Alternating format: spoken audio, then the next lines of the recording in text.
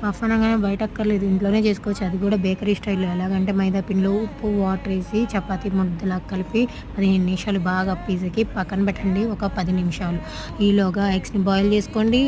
Egg puff కోసం అయితే base prepare చేసుకోండి. అది ఎలాగంటే ప్యాన్‌లో ఆయిల్ వేసి ఆనియన్, పసుపు, ఉప్పు, అల్లం వెల్లుల్లి పేస్ట్ ఫ్రై అయిన తర్వాత ధనియాల పొడి, జీలకర్ర పొడి, కారం, గరం మసాలా, కొత్తిమీర వేసి ఫ్రై చేసి పక్కన పెట్టండి.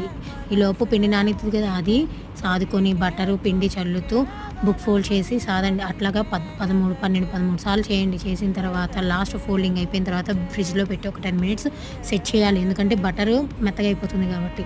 నెక్స్ట్ తీసి అందులో మళ్ళా సాది కార్నర్స్ కట్ చేసి స్క్వేర్స్ కట్ చేసుకొని ఒక షీట్స్ రెడీ చేసుకోండి. షీట్స్ రెడీ అయిన తర్వాత దాంట్లో బేస్ పెట్టండి, ఎగ్ స్లైస్ పెట్టండి, ఫోల్డ్ చేయండి, 200 డిగ్రీస్‌లో 10 మినిట్స్ బేక్ చేయండి. ఎంజాయ్ చేయండి. నా కంటెంట్ నచ్చితే లైక్ చేయండి.